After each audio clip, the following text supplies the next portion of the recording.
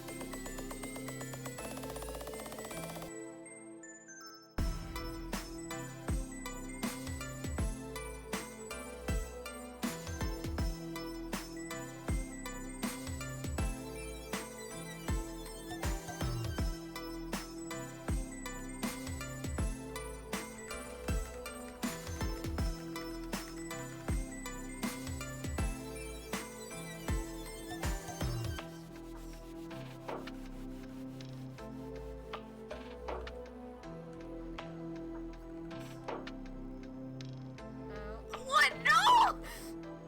Oh no! How? I hate everything.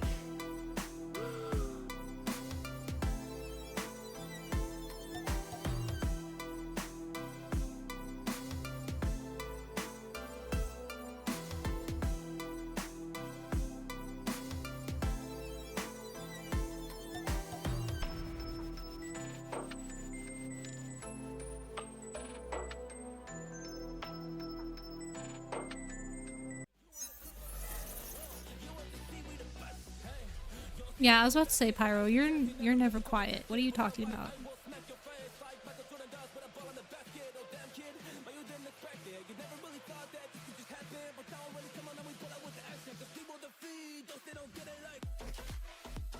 This is not a bad thing, but you're never quiet.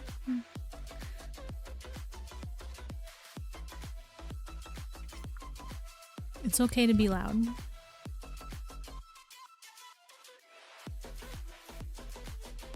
That's also okay.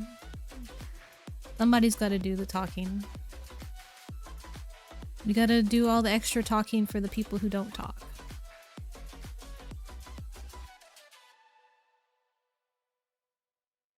Hello, Kenyo and Pyro.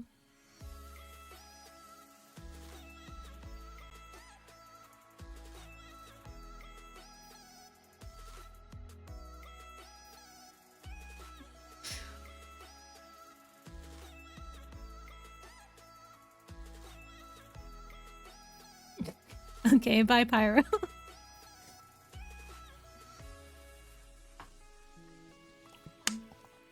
Have a good lurk. Slash stream.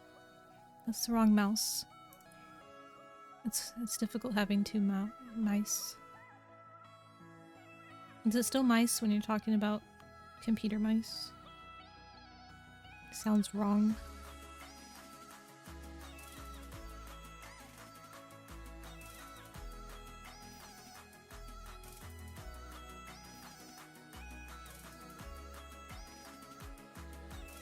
Sorry, there's new people that went live that I need to pull up and lurk in. And people I need to close, apparently.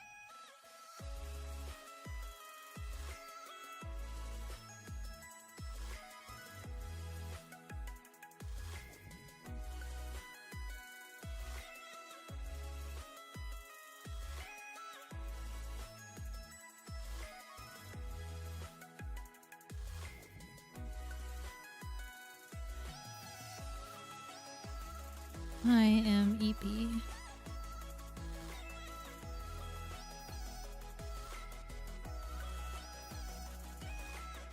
Oh, book.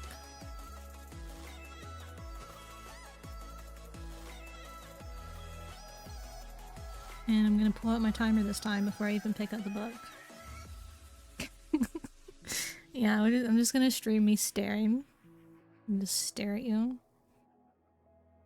New people went live that I had to pull up to lurk in. Hello, Hadel.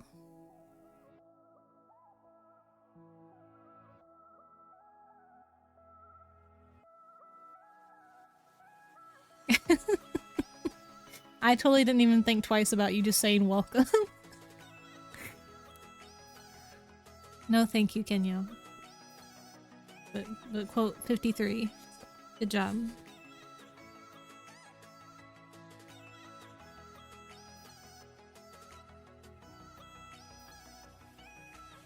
It is Friday. I'm sleepy. That's not what I wanted to do.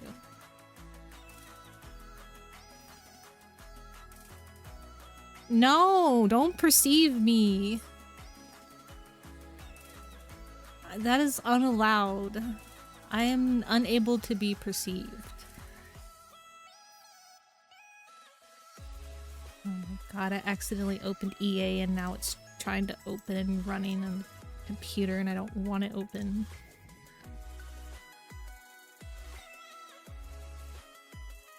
Stop perceiving. Do not perceive. That is my gender. Do not perceive. Kenyal, you're the exception to every rule. You have permission to do whatever you want.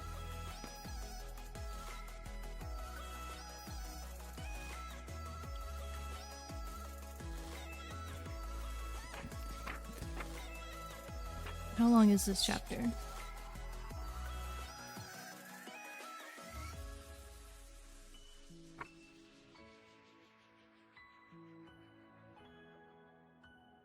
Are you serious? I just tested it.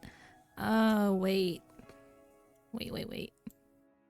I can fix this. I know I can fix this. This is my fault. Blurp is working now.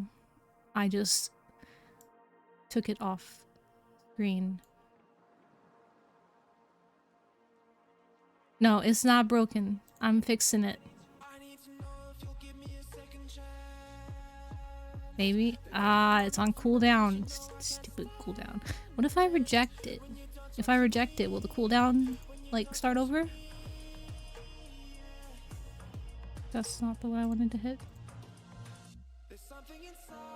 Fuck.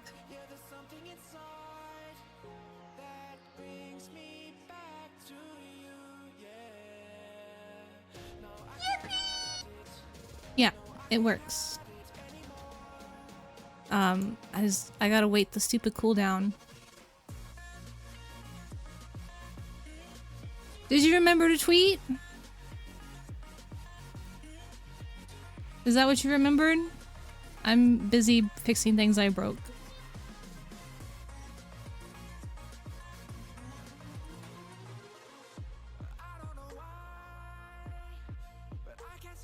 Brendan! Hello, Brendan. True, we're always proud of you, Pyro, but I'm extra super duper proud of you for if you remembered to tweet. Divorce? Who? What? What's happening?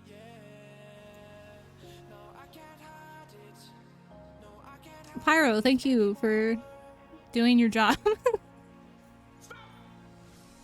Hello, welcome Raiders. Small and Strong TV. Yo, a cat boy? I love cat boys.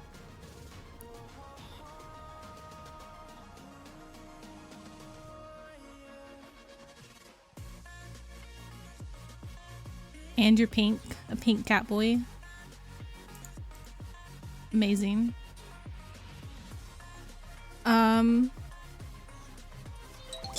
True. Catboys are love and catboys are life. Thank you for the follow. Hash and Slack. I don't know what to say. I'm not good at introducing myself. I'm a little flabbergasted that you just rated me with 46 viewers. Yes, catboys, best boys. Thank you guys for the follows. TNT AI Chemist and King Shadow. Words. Yes, words are hard. Quote 20. I've said it before you could, Pyro. Because I knew you would. I didn't mean to say that word. I keep forgetting not to say that word. Okay, Pyro. Have a good stream. No, I'm not a big streamer now. That's why I'm flabbergasted, because now there's too many people here. I'm not gonna be able to read because I don't really know how to read. I've been faking it this whole time. Oh, Alchemist. I see that now. TNT Alchemist. Thank you for correcting me. I'm blind. Do we have banned words now? Bamboozled? What is about banned words? No, I'm not big. I'm not a big they. I'm a little they. See? See how tiny I am?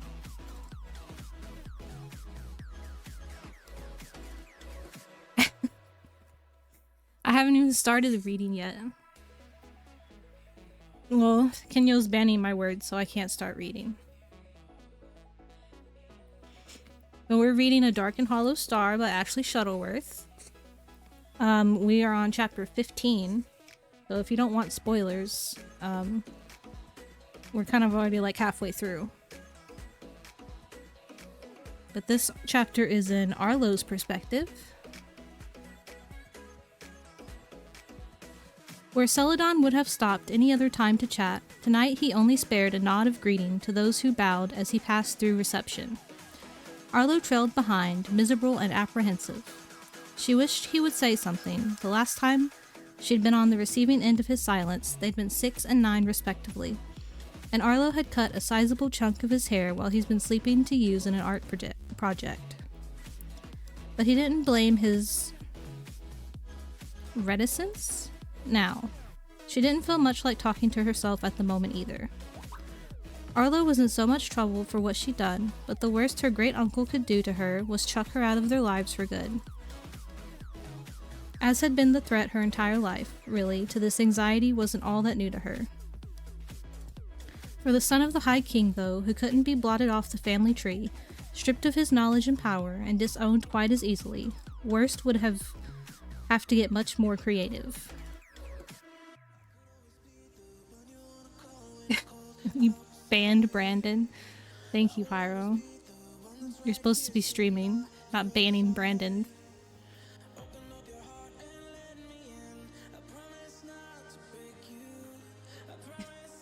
Well, Hadel figured out the loophole. Yeah, just roll the R's. And once again, the predicament was all Arlo's fault. First with Nausicaa, now with her cousin.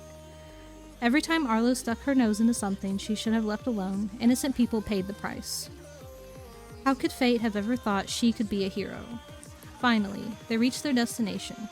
2 stern-faced fae, resplendent in gold-embellished uniforms of emerald and sage, the official colors of unseelie spring, bowed them through handsome oak doors to the throne beyond.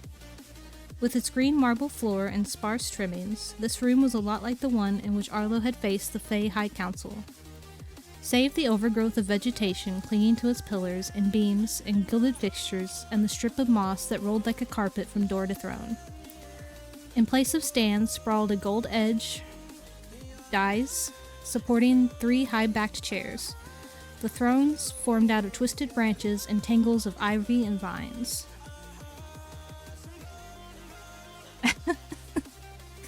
You want to time out Pyro? Okay, we're gonna time out Pyro. Did it do it?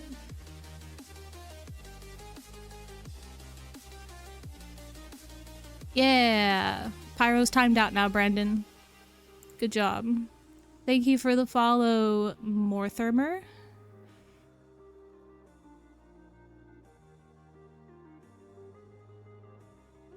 Okay, now where was I?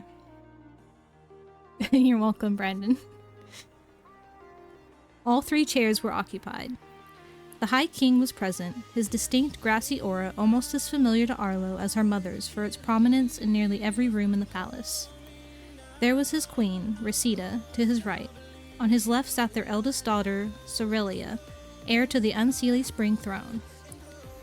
If Arlo gave her gift a nudge, she'd be able to pick out their receptive auras of citrus blossom and earthy forest. Vallow stood just beside the queen, looking whole words of furious, despite the puffy blue that rimmed her eyes.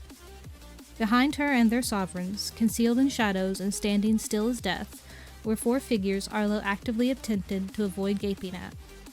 She had a feeling she knew who they were, despite the fact she couldn't sense any of their magical auras at all. Their presence was far from comforting. The Wild Hunt. Celadon veered, moving to stand beside the only other person in the center of the room, Nausicaa, completely unchanged by the magic that had reduced everyone else to their unclamored state. Arlo had no idea whether she preferred this to mean there was nothing underneath her surface beauty, as opposed to what certain moments hinted, or that Nausicaa's powers were strong enough to withstand the kings. Regardless, her hands had been bound behind her back by ropes specifically designed to detain the folk. She was barefoot still, where her shoes were now was anyone's guess, and staring just as fiercely up at the head of the room as she'd been at them, when Arlo and Celadon had left her to her wild escort. The moment Arlo fell into place at Celadon's side, the king lifted his chin. "Explain," he commanded. "It's entirely my fault, father." Azurian sighed, his mouth twitching amusement. "Celadon Viridian, I am not surprised at your involvement, but I would hand my crown to the Seelie Queen of Summer myself if your statement was entirely true." Celadon and his father were mirror images of each other, reflecting different stages of the same life. Azurian was old, even by Fae standards. His neatly trimmed beard had wholly conceded to the gray that streaked through his curling hair, and the lines in his face were those that only decades of stress could etch. He was a handsome man, tall and willow lean, much like his youngest son, but he carried with him the presence of a mountain. And in his prime, no amount of the wind that Unseelie Spring Fae commanded would ever have been able to bend his knee. Whispers wondered whether the same could still be said of him now. "It's true enough," Celadon went on to explain. "This was my fault. I was the one to tell Arlo where the Dark Star could be found. As much as I didn't want Arlo any more involved in this than what she already is, I allowed her to go to the fairy ring. I allowed this to take place. I didn't want to risk our quarry's escape, not when the lives of our Ironborn people were on the line, not when Arlo herself could become a target." He paused to swallow.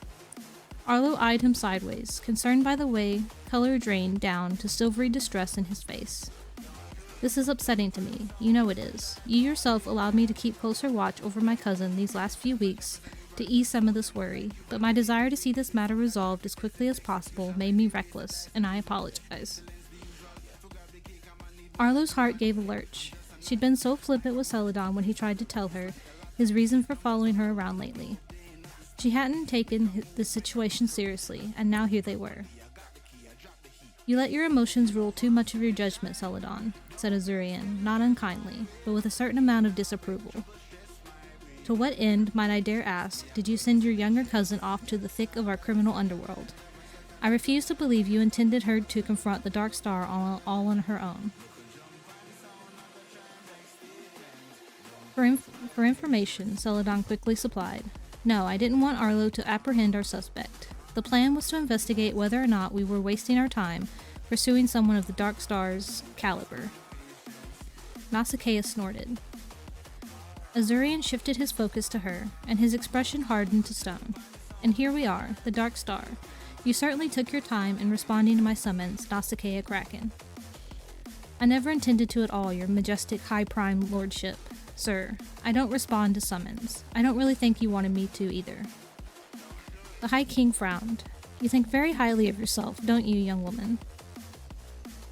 "Or very lowly," Nausicaa replied, grinning. "Either way, neither space is yours to command." She dropped a wink, and Arlo might have rolled her eyes if she wasn't just a little bit horrified by this level of disrespect for someone the magical community held in importance above all others.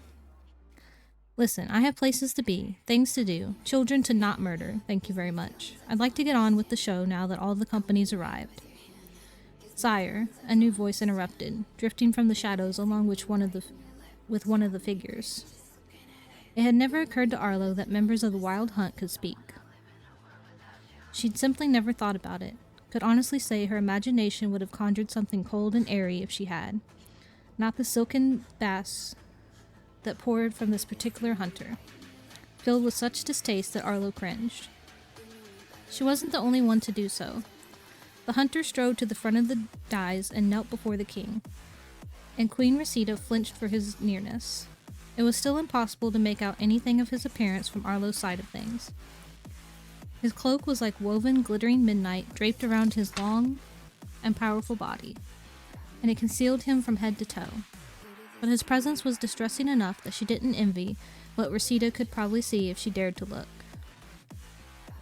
You should know who this is. Azurian nodded permission to go on. Your affairs are not our concern unless you task them so, sire. The mortal realm is not our place to interfere, but the person here before you is a plague that knows no bounds, and... Nausicaa gasped, so suddenly it startled the entire room. Eris? The hooded figure stiffened, and Arlo realized Eris was the hunter's name. That's like the nicest thing you've ever said about me. If I didn't know any better, I'd say you miss me. Miss her? Was Nausicaa some sort of disgraced member of the Wild Hunt? Arlo eyed her with fresh curiosity. The hunter, Eris, ignored the disruption, though his tone did freeze a little for the taunt. Just as the mortal realm is not our concern, the affairs of the other realm are not yours. It was determined unnecessary upon the initial banishment of this particular immortal to make you aware of her true nature. Circumstances force our tongue. This is the former Erinys Electo, a Fury, though she holds no longer the rank or title. So Arlo had been right to be concerned. Nausicaa was someone who shouldn't be here. Okay, sorry, my computer just did something weird. Why is EA opening on its own accord when I closed it out forever ago?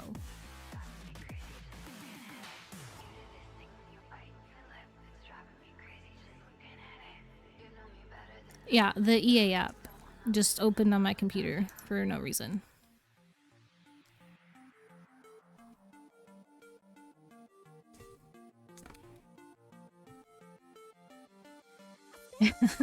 Rated E for error. True, true. A Fury. She'd read a bit about these immortals, but oddly enough, most of her knowledge on them had come from human sources. School, for instance, when their drama class took a brief detour through ancient Greek plays. Erinys. It was a title meaning fury, though fear and belief that speaking this name could summon them meant they were also known as the Eumenides? The kindly ones. They'd been painted in Arlo's mind as angry goddesses of death and revenge, a bit like harpies, with bat-like wings and bloody claws, and matted heaps for hair. Grotesque and terrifying monsters born in hell. The Fae didn't talk about them, mostly because, much like with the hunt, the general fear was the mention of their name was all it would take to draw their attention. The way Nausicaa stood before them, too perfectly human to be something so ancient, and nebulous and godly, made it difficult for Arlo to believe this claim. A Fury? Azurian-eyed Nausicaa. Yes, I know a little of their kind. I've never actually seen one before now, though. You do tend to keep to yourselves when here. Eris nodded, as they should. The Infernal Sisterhood, the kindly ones, one of the few like us that magic demands be allowed wherever it exists, regardless of the treaty. They are daughters of the goddess Uriel, born from the elements she commands, from magic itself, given life to ensure its laws are properly kept.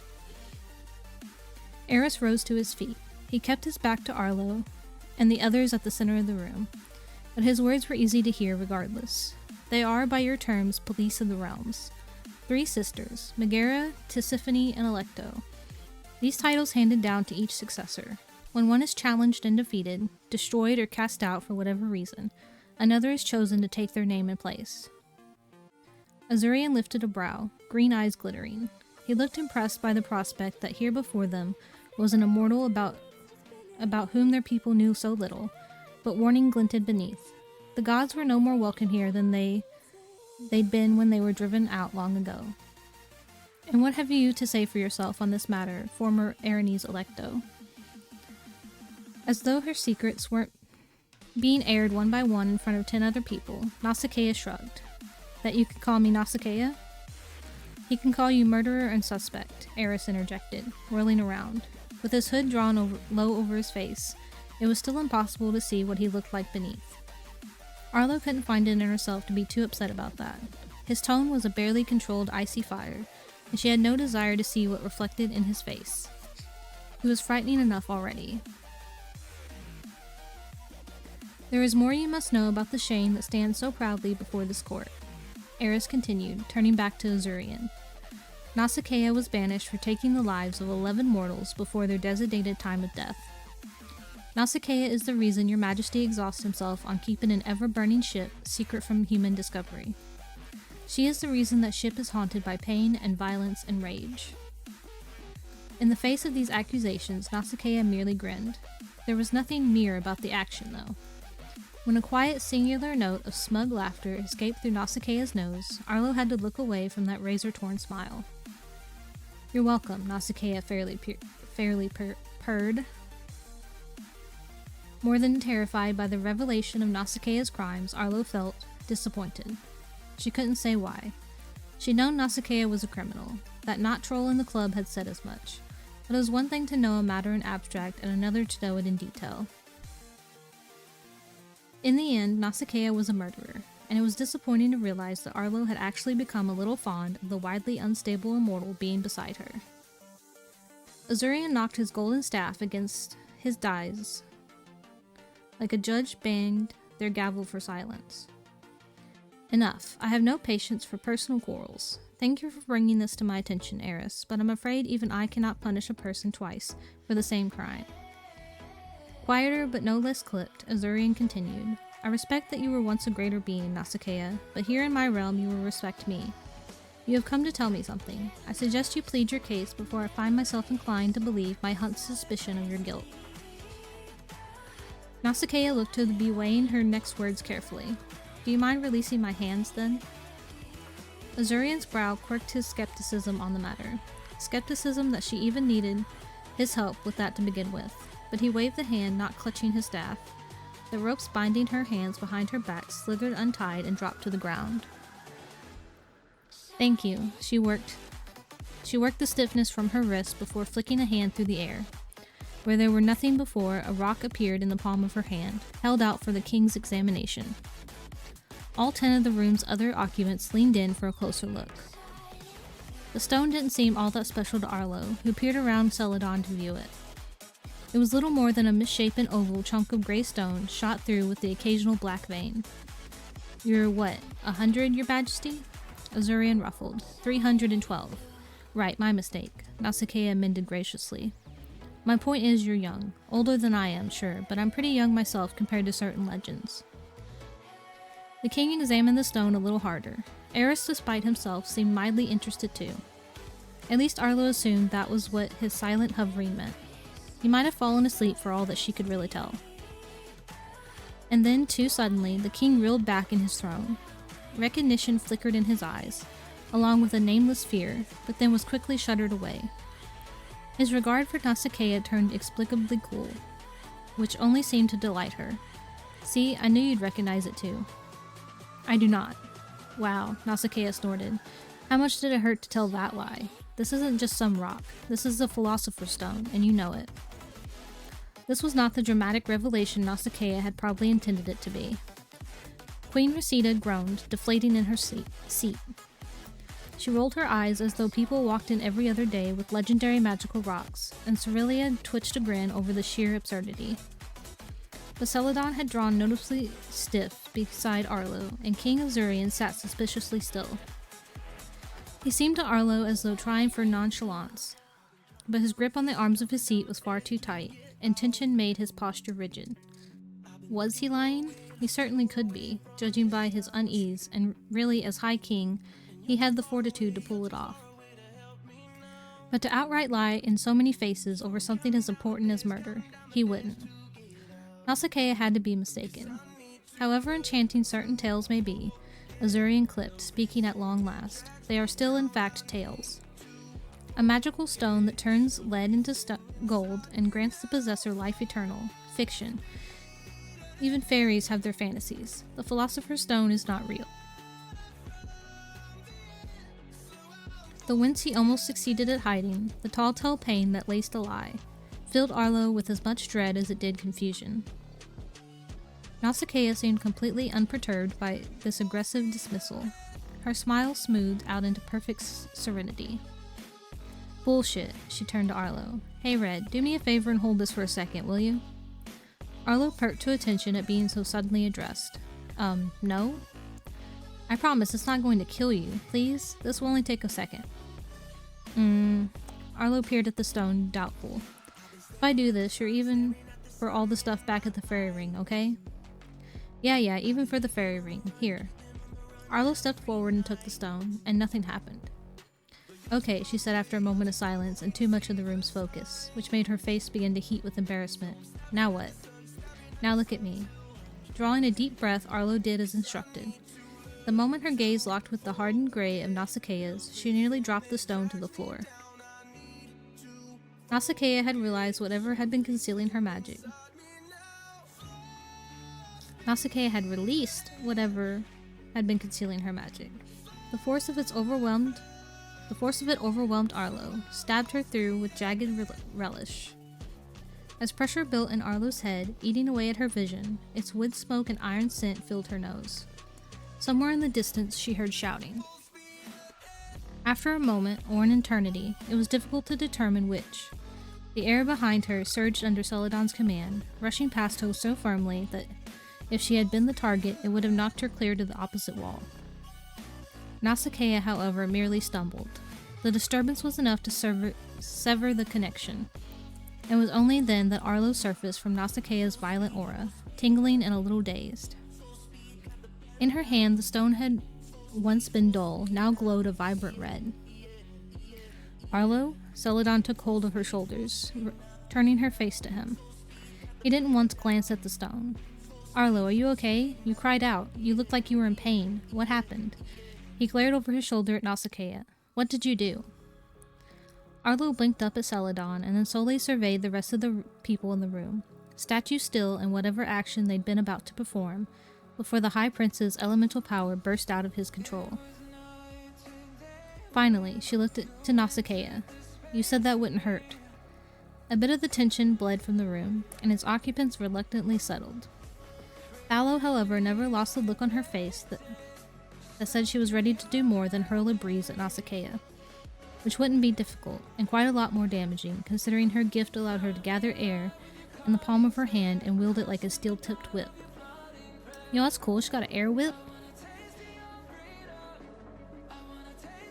False. I said you wouldn't die. Take it back. Why is it glowing? She held the stone out to Nausicaa, slightly panicked that something would happen if that glowing went on any longer. That seemed to be her luck with things lately. Hype down, it's fine. It's just a response. It's only glowing because you're an Ironborn with strong magic, and it still has a bit of juice left.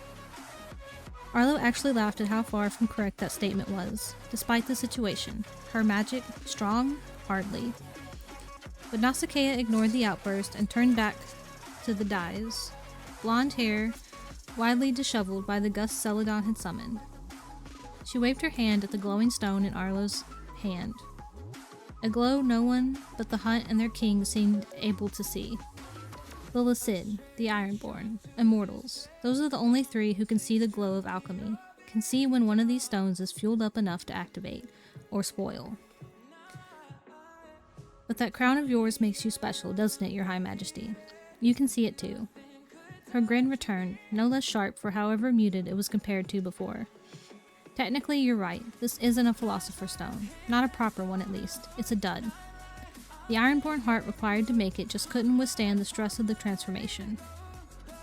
The stone in her hand was a heart? In disgust, Arlo dropped it on the floor. Nausicaa sighed. She stooped to snatch it up before anyone else could, and not long after, the glowing began to recede back to gray. Glancing up at the throne, Arlo noticed Azurian poised on the edge of his seat, his face gone a sour, milk-pale blue.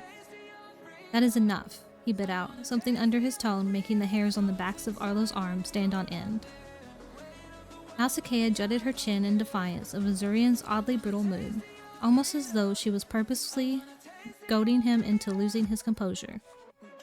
No, I don't think it is. I didn't come to tell you something, Azurian Viridian. I came to ask why the hells you're pretending this isn't what you know it is. I will not tell you again to drop this. Philosopher's stones are not real. Don't get me wrong, Nausicaa continued blithely. I don't care, but some dude made one of these things centuries ago, and you all got so freaked out about it that you outlawed an entire branch of magic. So don't tell me you aren't concerned. Don't tell me you haven't at least suspected these Ironborn deaths could be the result of alchemy. There are signs. You can't have missed them. You're not stupid. So why are you passing this all off as me and then just ignoring it? You could have dragged me in here long ago for confirmation, but all you issue is a fucking summons? You don't even want to look into this, do you? You're ignoring it. Why? A minute ticked by. A second one followed. No one spoke. Everyone watched. The room's attention had turned to the High King, and everyone waited for his response, but none was forthcoming. His face took on sapphire outrage, growing darker by the second. Arlo had never known her great-uncle for being a man so quick to temper. He was passionate enough, sure, and didn't suffer nonsense lightly, but Arlo had never seen him this angry, not once. Even when Celadon did his best to provoke him, Azurian Viridian was a man who preferred gravity over hysterics, sharp words over shouting. No comment, huh? Nausicaa tapped her chin. Interesting. You know, with a Reaper running around your heavily guarded city, gobbling up the Ironborn, destroying the proof that what I'm saying is true so no one else asks these difficult questions you're oh so desperate to deflect. It's all a little convenient, don't you think? What with your insistence that everything's fine, that this is all the work of some human serial killer, the Dark Star, or heck, maybe that the Ironborn is just dropping dead of their own accord. What excuse haven't you tried to distract the magical community from what's really going on? This Reaper, it couldn't be yours, could it? Oh shit. Is the king controlling the Reaper? Arrest her, the High King tore from his chair, spittle flying from his lips. Arlo jumped, nearly colliding with Celadon, who'd startled as well. They weren't the only ones caught off guard by Azurian's reaction. Queen Reseda and Sorelia both flinched, and Thallo had actually drawn the jewel-hilted dagger she carried at her side, immediately poised to take down a threat that wasn't there. Nausicaa laughed. A coward. The great Azurian Viridian is nothing but a shivering little wood sprite hiding away in his tree. Arrest her. I will not be spoken to like this in my own home. Arrest her. She speaks treason against your king. Eris was all too happy to oblige. As soon as the order was given, he made for the step leading down from the dais. The other 3 hunters glided forward, spurred into action by their king's command. They poured out around the throne like dark mist. Celadon retreated instantly from Nausicaa, clearing their way. Arlo wanted to do the same, rather desperately, she might add, but her feet wouldn't move.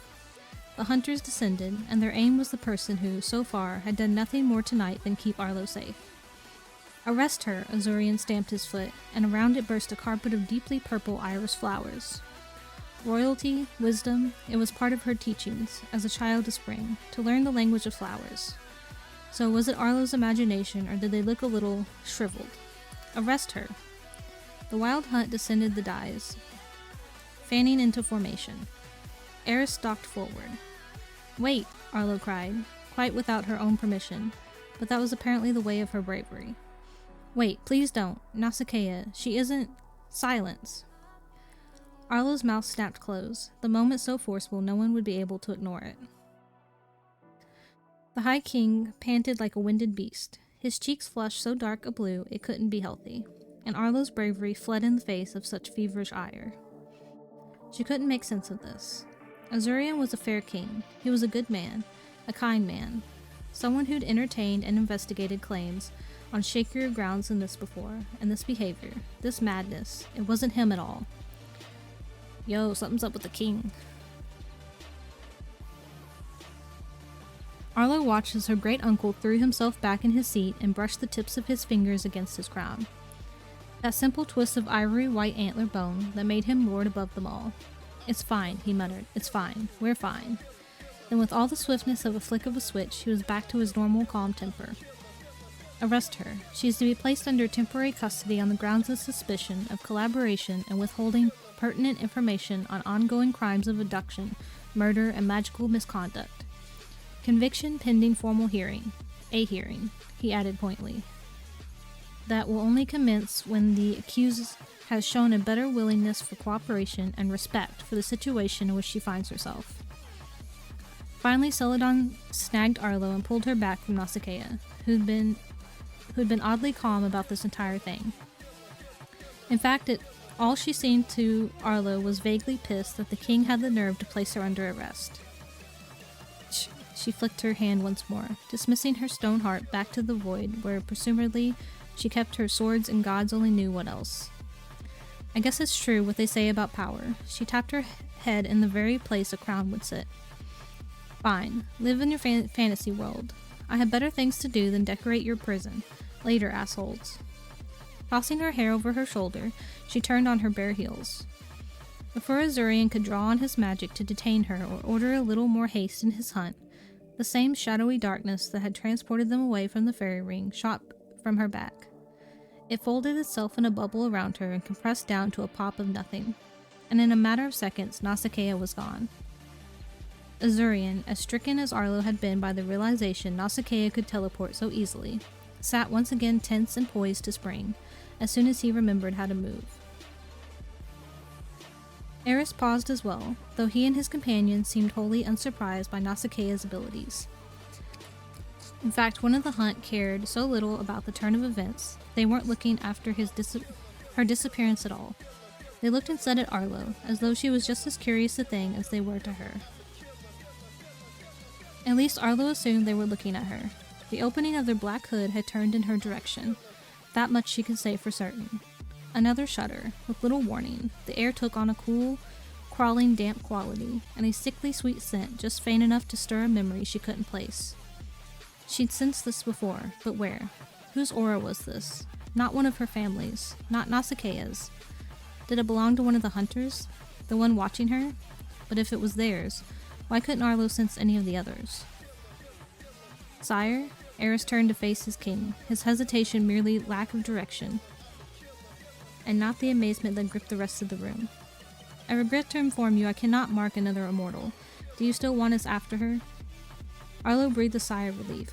"The Dark Star is your new priority. I want her brought in, alive, please." The hunt's compliance was immediate.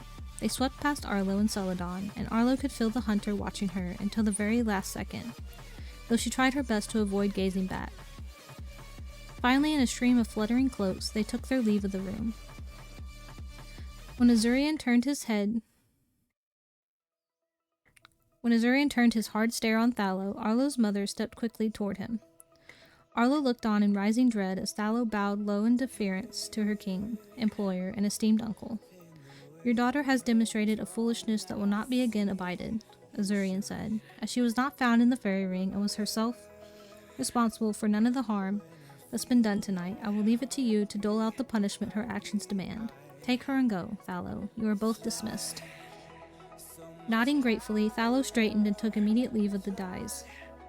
She swept down the steps, every bit as intimidating as the hunt had been, and made directly for Arlo. Arlo, meanwhile, was too caught up in a curious concoction of weightless relief, paralytic foreboding, and residual horror to move.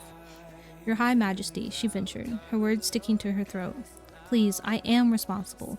This was all my idea. I made Celadon tell me where the fairy ring was. I made him come with me.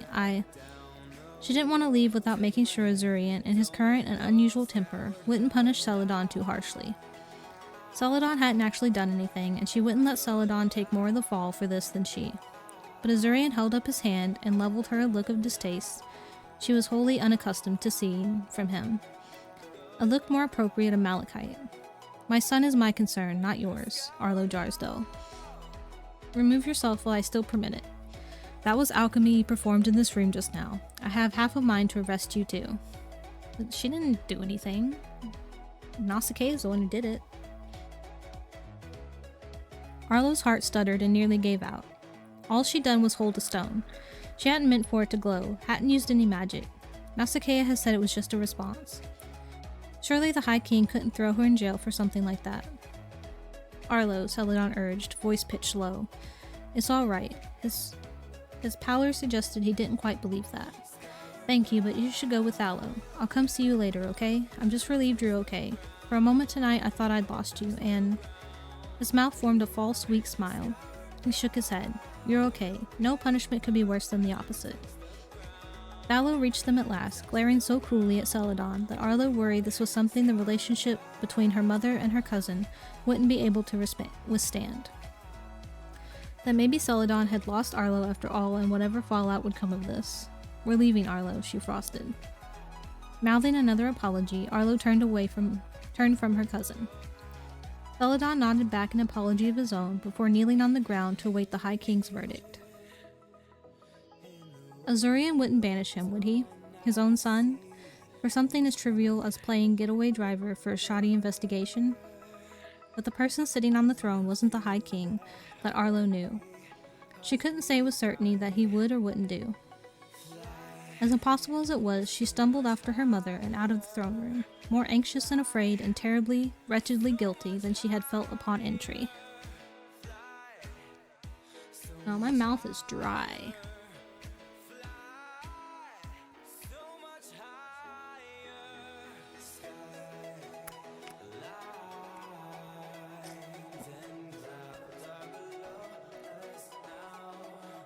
I don't think Moobot is putting all the announcements. I think it's just doing the same announcements over and over.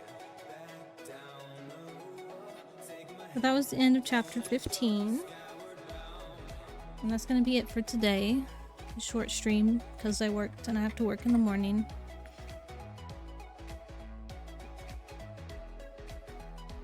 Hi, Nopty!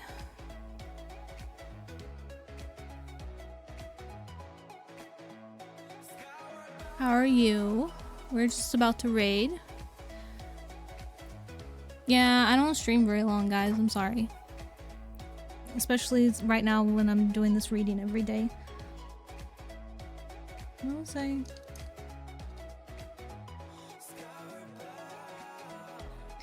Yeah, I'm also sleepy. Why? Why are you saying you can't raid someone? I want to raid them. Why won't you let me raid them? Why? The fuck, Twitch?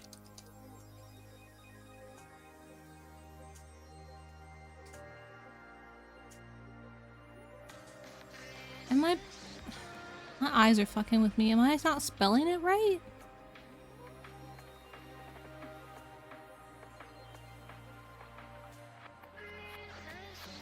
T-A-S-T-E-O-F-E-N-V-Y.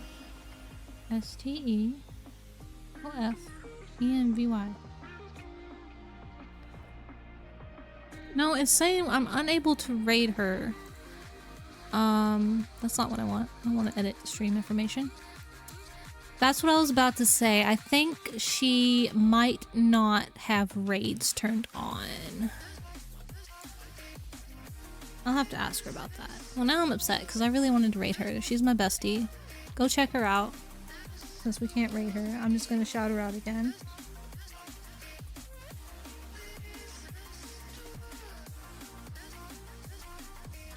Yeah. Name's Taste of Envy. She goes by Nico. We went to college together. She's one of my besties. Oh, now I gotta find somebody else to raid, I guess.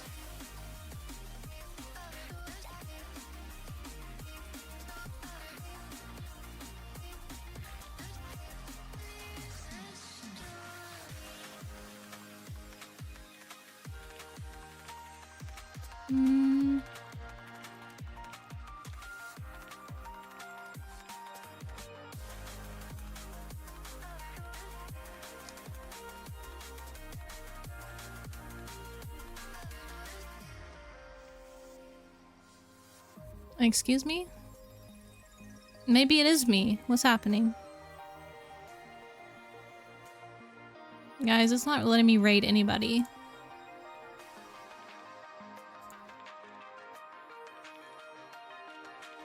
Yeah. Okay. Well. For some reason, I am not allowed to raid anyone. I don't know why. Why is that a thing? The fuck? I didn't... What did I do? What did I do? I don't know what I did. I don't want to be in the timeout corner. I wanted to raid my bestie and now I'm upset that I didn't get to raid her. Because she doesn't get to stream often. Oh, if you're offering, then okay. You know that's okay, can you?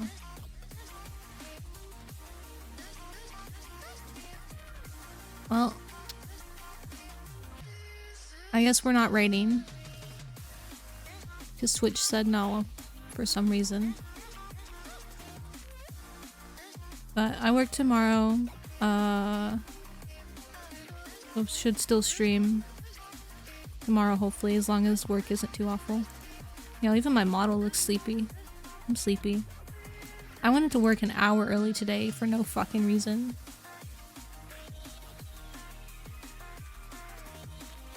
Have a good night, Nopey. Yeah, stream tomorrow, hopefully, I guess.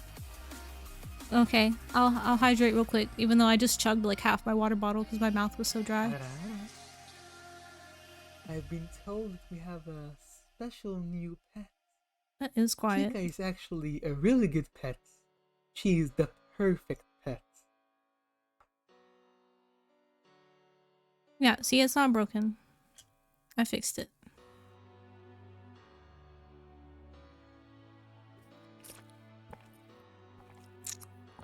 Yeah. I am the best pet.